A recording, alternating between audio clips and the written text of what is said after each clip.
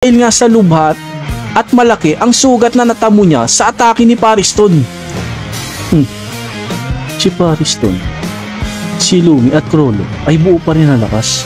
Kaya kung lalaban kami, ay wala rin magagawa. Kumilos na ng gusto si Pariston. Kaya naman, ang gagawin na lang namin ay maghintay sa senyas niya. Sa pagkakataon namang ito, ay mismong Sigon na nga ang lumapit dito kay Pariston. Galit na galit nga ito dahil nga nasaktan na naman ang mga kaibigan niya at hindi na siya papayag pa na maulit ang mga nakaraan tulad kay Kite.